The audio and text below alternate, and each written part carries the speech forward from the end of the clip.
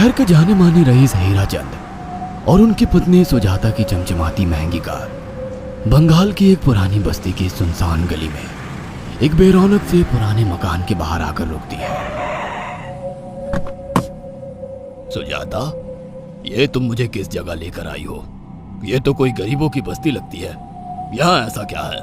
हीराचंद के कुछ भी समझ में नहीं आ रहा था कि सुजाता उसे ऐसी अजीब सी जगह क्यों लाई है, जिस मकान में दिन में भी अंधेरा दिख रहा था और धुआं उठ रहा था।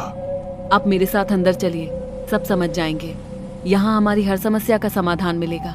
सुजाता और हीराचंद आशंकित कदमों से उस मकान में दाखिल होते हैं। तभी उन्हें किसी महिला की भारी आवाज सुनाई पड़ती है। चले आओ, चले आओ। हीराचंद ने देखा कि उस मकान के अंदर अंधेरा था। अचानक हीराचंद की निगाह एक कमरे की ओर पड़ी, जिसके अंदर हल्की हल्की सी रोशनी आ रही थी और उस कमरे के अंदर से धुआं उठ रहा था। शायद उस कमरे के अंदर आग जल रही थी। है? ये किसकी आवाज है? यहाँ इतना अंधेरा क्यों है और ये धुआं कैसे उठ रहा है? मेरा तो यहाँ दम घुट रहा है। सुजाता और हीराचंद धीरे धीरे कदमों से उस कमरे के अंदर चले गए।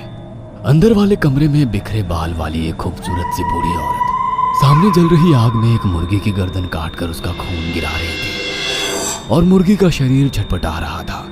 ये देखकर सुजाता को उबकाई आने लगी। हीराचंद ने सुजाता की ओर देखकर कहा, तुम ही मुझे यहाँ लेकर आई हो और खुद ही घबरा रही हो। कौन है ये भयानक सी शक्ल वाली औरत और हम यहाँ क्यों आए हैं? अचानक उस औरत ने एक झटके में मुर्गे की गर्दन धड़ से अलग कर दी। ये देखकर सुजाता के मुंह से चीख निकल गई और सेठ हीराचंद भी सहम गया। वो बहुत डरावना नजारा था। ये अघोरा ताई हैं।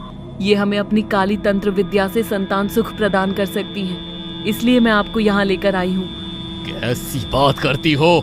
जहाँ बड़े से बड़े डॉक्टर सफल नहीं हुए, वहाँ ये मामूली औरत क्या कर लेगी? हीराचंद की बात सुनकर अघोरी ताई ने गुस्से से हीराचंद की ओर देखकर कहा, नादान हीराचंद, काली विद्या में इतनी शक्ति है कि मरे को भी जिंदा कर दे।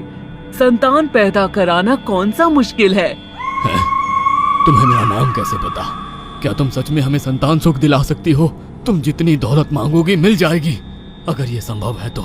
संतान का नाम सुनते ही हीराचंद की आंखों में चमक आ गई। वह संतान के लिए कुछ भी कर सकता था। तुम लोगों को मुझे एक नवजात शिशु लाकर देना होगा। मैं उस शिशु की बलि चढ़ा दूंगी और फिर वही शिशु तुम्हारे घर में फिर से जन्म लेगा।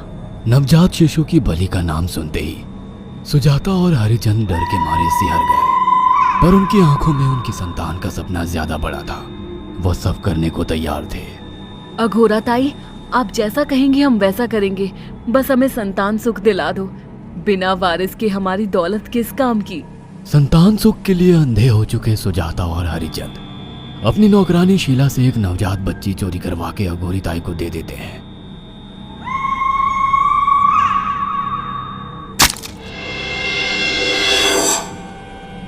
उस शिशु की बलि से सुजाता गर्भवती हो जाती है। देखा आपने अघोरा की तंत्र शक्ति? मुझे उस पर पूरा भरोसा था। चलो चलकर उन्हें धन्यवाद कहते हैं। हीराचंद और सुजाता अघोरा ताई के पास पहुंचते हैं। वो दोनों बहुत खुश थे और अघोरा पर उन्हें अंधविश्वास हो गया था। अघोरा ताई, आप महान तंत्रिका है। आपने वो चमत्कार कर दिखाया जो बड़े बड़े डॉक्टर नहीं कर सके। ये काली विद्या है बेटा। अगर तुम दोनों चाहो तो मैं इस विद्या से तुम दोनों को हमेशा के लिए जवान बना सकती हूँ। क्या सच में ऐसा संभव है? हाँ बिल्कुल, पर इसके लिए तुम्हें जवान लड़के और लड़कियों की बलि चढ़ानी होगी। तुम उन्हें यहाँ तक लाओ, बाकी मैं देख लूंगी। जवान रहने की लालच में अंधे सुजाता और हरिचंद एक अनाथ आश्रमों से हर रोज एक लड़की या लड़के को गोद लेने के बहाने अघोरी के पास बलि चढ़ाने ले जाने लगे। और एक दिन अघोरी ताई ने हीराचंद और सुजाता से इंसानी मांस खाने को कहा। पूरी तरह से इंसान से हैवान बन चुके अब वो दोनों इंसानी मांस खाने के लिए तैयार भी हो गए। ये गर्म खून और मांस खाकर तुम लोगों की उम्र भी बढ़ जाएगी। खाओ इसे। हाँ, सच में ये इंसानी मांस बड़ा स्वादिष्ट है। अघोरा ने अपनी बातों में फंसाकर सुजाता और हरिचंद को नरभक्षी बना दिया था। वो तीनों हर दिन बलि चढ़ाकर खून पीकर मांस खाने लगे। नौकरानी शीला भी नए शिकार लाने में उनकी मदद करती थी, मगर एक दिन शीला को शिकार नहीं मिला। मेम साहब, आज एक भी शिकार हाथ नहीं लगा और मैं बहुत थक गई हूँ और घर जाकर थोड़ा आराम करना चाहती हूँ। कोई बात नहीं शीला, एक छोटा सा काम है, तुम हमारे साथ चलो, लौटते में हम तुम्हें घर छोड़ देंगे। जी मेम साहब। शीला नहीं जानती थी कि शिकार नहीं मिलने से सुजाता और हरिचंद अंदर से बौखला गए थे और उनके दिमाग में एक शैतानी चाल चल रही थी। सुजाता, ये बेहोशी की दवा है। शीला के कार में बैठते ही तुम उसे सुंघा देना। आज हमें इसी की बलि देनी होगी। इसने हमारे यहाँ का बहुत खाना खाया, अब हम लोग इसे खाएंगे। वैसे भी ये आगे चल के हमारे लिए खतरा बन सकती थी।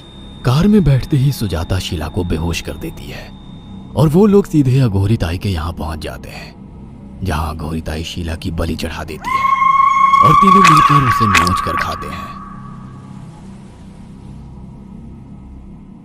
अघोरी ताई, हमको बलि चढ़ाते हुए पूरा 1 साल हो गया है। हमारा बेटा भी साल भर का हो चुका है। अब और कितनी बलि देनी होगी?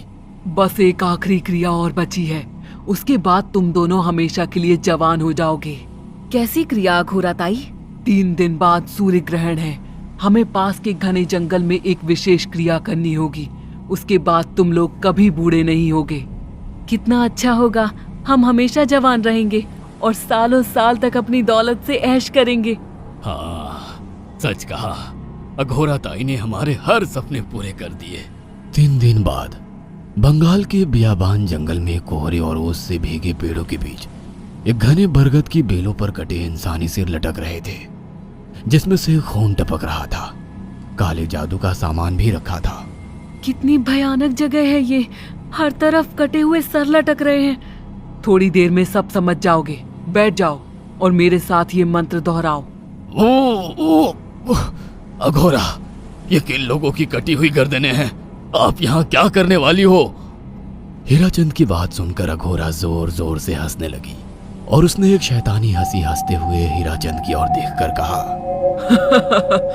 तुम जैसे ही लोगों ने अपनी इच्छाओं को पूरा करने के लिए इन लोगों की बलि चढ़वाई है और फायदा उठाया है। अब तुम दोनों आंखें बंद करके यहाँ बैठ जाओ और मेरे साथ मंत्रों को दोहराते जाओ।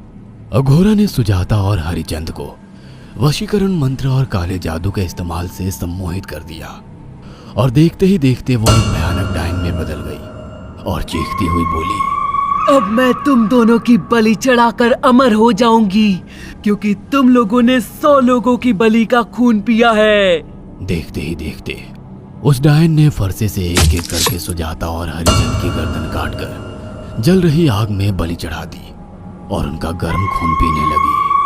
जब तक तुम जैसे मूर्ख और लालची लोग अपने फायदे के लिए दूसरों को मेरे पास लाते रहेंगे, मैं उनका फायदा उठाकर ऐसे ही उनकी बलि चढ़ाती रहूंगी।